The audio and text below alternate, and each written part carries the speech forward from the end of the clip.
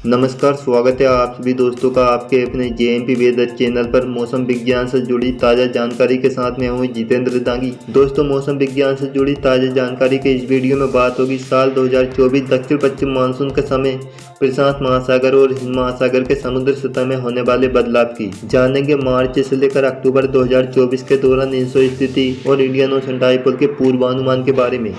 प्रशांत महासागर में बना अल नीनो कब तक समाप्त होगा और प्रशांत महासागर के समुद्र सतह का तापमान तटस्थ और सामान्य स्थिति में कब तक वापसी करेगा। इस साल मानसून के समय अल नीनो या ला नीना कौन सी स्थिति देखने को मिलेगी। और बात होगी इंडियन ओशन डाइपोल की पॉजिटिव और नेगेटिव स्थिति की। और जानेंगे प्रशांत महासागर में 1990 से लेकर अब तक जानी बीते 30 वर्ष में कब अल नीनो बना और कितने महीने बाद अल नीनो समाप्त होने के बाद ला नीना की स्थिति ने वापसी की थी। तो दोस्तों, वीडियो में आगे बढ़े इससे पहले चैनल को सब्सक्राइब कर दें, क्योंकि ऐसे ही मौसम की ताज़ा जानकारी आप तक इस चैनल के माध्यम से पहुंचती रहती है। और वीडियो को लाइक करना न भूलें और यह वीडियो अधिक से अधिक शेयर करें ताकि सभी तक यह जानकारी पहुंच सके और पता चल सके कि इस साल मानसून सीजन के दौरान अल नीनो या ला नीना कौन सी स्थिति प्रशांत महासागर में बनेगी, जिसका असर भारत पर देखने को मिलेगा। दोस्तों, इस वीडियो में विस्तार से जानेंगे प्रशांत महासागर में इस साल मानसून का समय कौन सी स्थिति देखने को मिलेगी और जानेंगे इंडियन ओशन डाइपोल की नेगेटिव और पॉजिटिव स्थिति के पूर्वानुमान की। और 1990 से लेकर अब तक कौन कौन से वर्ष में अल नीनो बना था। इससे पहले समझते हैं इंसो स्थिति, अल नीनो और ला नीना और इंडियन ओशन डाइपोल की पॉजिटिव और नेगेटिव स्थिति जो कहाँ पर बनती है, कैसे दक्षिण पश्चिम मानसून को प्रभावित करती है। सबसे पहले इंसो स्थिति की बात करते हैं। प्रशांत महासागर के पूर्वी मध्य क्षेत्र का विभाग जो नीनो 3.4 क्षेत्र कहलाता है, इस क्षेत्र का तापमान बढ़ता और घटता है। यही अल नीनो और ला नीना होता है। अगर आधा डिग्री सेल्सियस समुद्र सतह का तापमान ऊपर से लेकर आधा डिग्री सेल्सियस नीचे के बीच होता है तो बेहद तटस्थ और सामान्य स्थिति होती है। लेकिन दोस्तों, प्रशांत महासागर के पूर्वी मध्य क्षेत्र के इस भाग में समुद्र सतह का तापमान हमेशा एक समान नहीं होता है। जहाँ पर जलधाराएं चलती है जो कभी गर्म पानी को कभी ठंडे पानी को बहाकर इस क्षेत्र तक ले आती है, जिसके चलते कभी अल नीनो कभी ला नीना की स्थिति इस क्षेत्र में बनती है। प्रशांत महासागर के इस क्षेत्र के समुद्र सतह का तापमान लगभग 0.5 डिग्री सेल्सियस या इससे ऊपर पहुंच जाता है तो अल नीनो बन जाता है। इसका सीधा प्रभाव इंडोनेशिया, ऑस्ट्रेलिया पर पड़ता है। प्रशांत महासागर में चलने वाली पूर्वी हवाएं कमजोर पड़ जाती है और इंडोनेशिया, ऑस्ट्रेलिया में सूखा पड़ता है, जहां पर सामान्य से काफ़ी कम बारिश होती है। जबकि इसके पूर्वी भाग दक्षिण अमेरिका के पेरू देश में सामान्य से अधिक बारिश होती है और बाढ़ जैसी स्थिति बनती है। इसका सीधा प्रभाव भारत में भी पड़ता है और सामान्य से कम बारिश होती है। बीते वर्ष अगस्त महीने में देश में सामान्य से 36% कम बारिश हुई थी अल नीनो के चलते। इसके उलट अगर प्रशांत महासागर के नीनो 3.4 क्षेत्र के समुद्र सतह का तापमान लगभग 0.5 डिग्री सेल्सियस या इससे नीचे पहुंच जाता है तो ला नीना की स्थिति बन जाती है।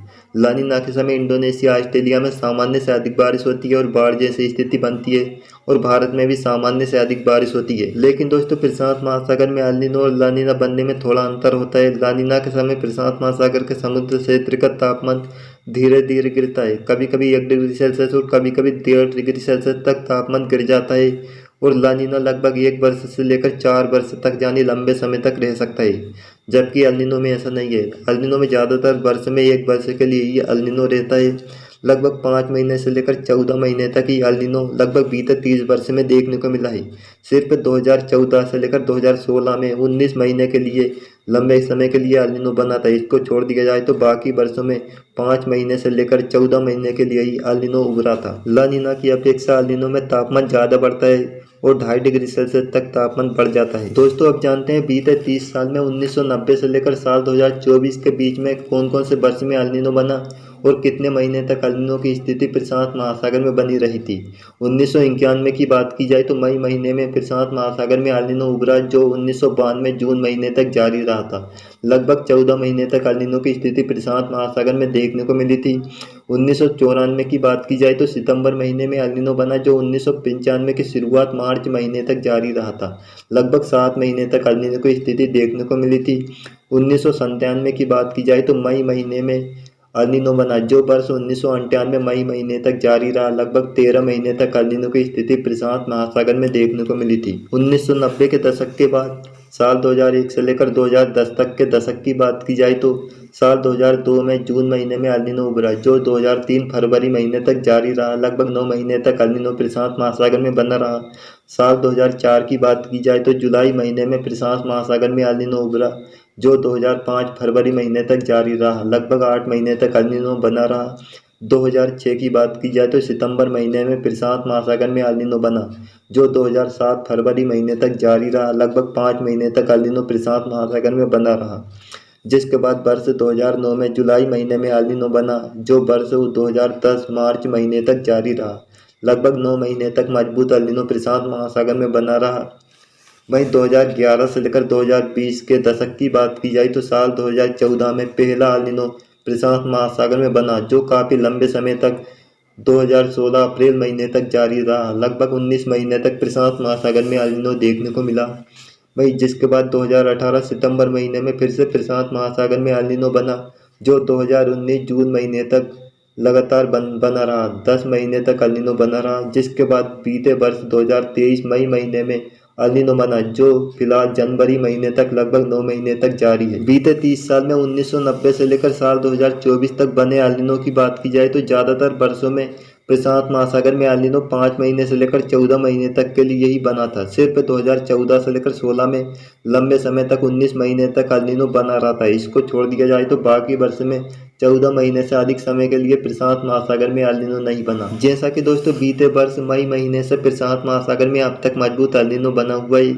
मई महीने में बने एल नीनो की बात की जाए तो वर्ष 1991 और 1997 में प्रशांत महासागर में एल नीनो बना था, जो 13 महीने या 14 महीने तक जारी रहा था। वहीं 2002 की बात की जाए तो 9 महीने तक एल नीनो बना रहा, जो जून महीने में बना था। यानी हम कह सकते हैं कि इस साल बना एल नीनो भी 14 महीने तक जारी रहेगा, लगभग जून महीने तक एल नीनो बना रहेगा। जिसके बाद जून महीने तक प्रशांत महासागर के समुद्र सतह का तापमान तटस्थ और सामान्य स्थिति में वापसी कर सकता है। उम्मीद है कि मानसून जाते जाते ला नीना की स्थिति भी बन सकती है। इसके बारे में आगे पूर्वानुमान बताएंगे। आइए अब जानते हैं प्रशांत महासागर में बना एल नीनो कब तक समाप्त होगा। इन स्थिति के पूर्वानुमान के बारे में।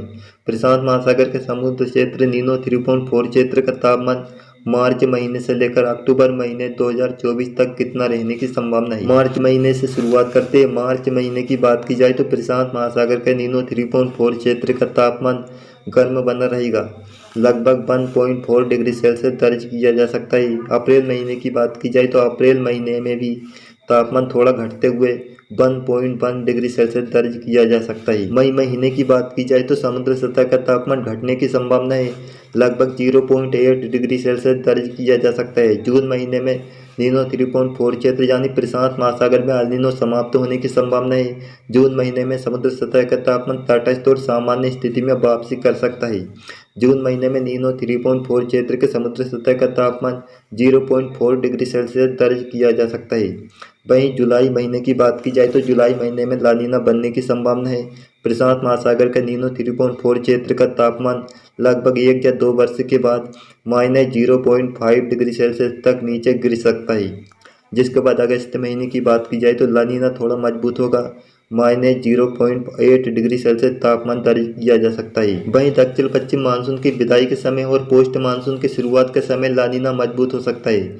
सितंबर महीने में नीनो 3.4 क्षेत्र का तापमान -1.1 डिग्री सेल्सियस दर्ज किया जा सकता है। वहीं अक्टूबर महीने में 1.2 माइनस में तापमान दर्ज किया जा सकता है। दोस्तों इस साल मई महीने तक प्रशांत महासागर में एल नीनो बना रहेगा, जिसके बाद एल नीनो समाप्त होने की संभावना है। जो पूरे देश के लिए राहत की खबर है, खासकर किसान भाइयों के लिए, क्योंकि इस साल दक्षिण पश्चिम मानसून के समय ला नीना वापसी करेगा और ला नीना के समय देश में सामान्य से ज़्यादा बारिश होती है।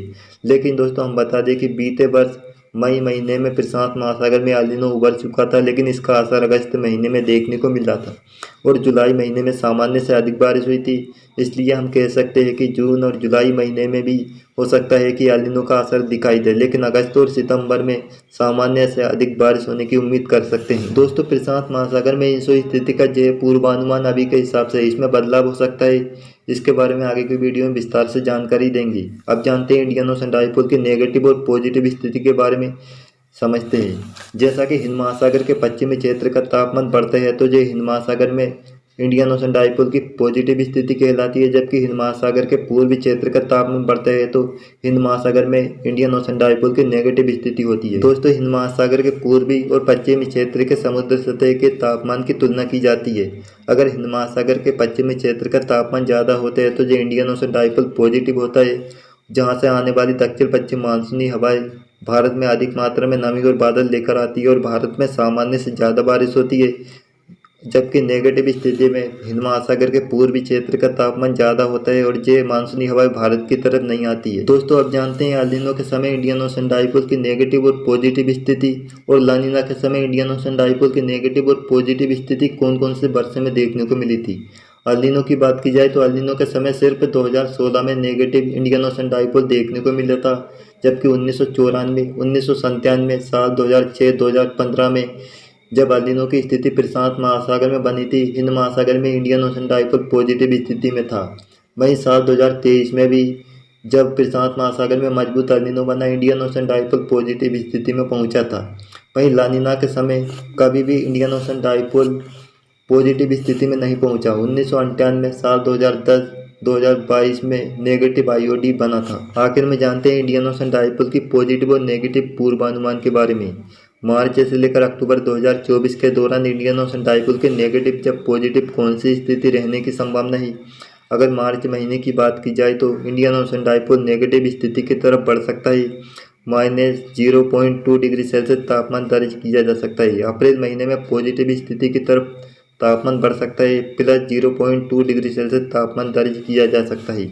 मई महीने की बात की जाए तो इंडियन ओशन डाइपोल पॉजिटिव स्थिति में पहुंच सकता है, +0.5 डिग्री सेल्सियस तापमान दर्ज किया जा सकता है। जून महीने की बात की जाए तो हिंद महासागर का तापमान तटस्थ और सामान्य स्थिति में पहुंच सकता है, +0.2 यानी पॉजिटिव स्थिति की तरफ तापमान रह सकता है। वहीं जुलाई महीने की बात की जाए तो -0.1 डिग्री सेल्सियस तापमान दर्ज किया जा सकता है।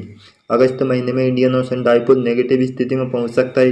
हिंद महासागर के पश्चिमी क्षेत्र की तुलना में पूर्वी क्षेत्र के समुद्र सतह का तापमान -0.8 डिग्री सेल्सियस दर्ज किया जा सकता है। सितंबर महीने में -0.6 डिग्री सेल्सियस तापमान पूर्वी क्षेत्र का तापमान बढ़ सकता है।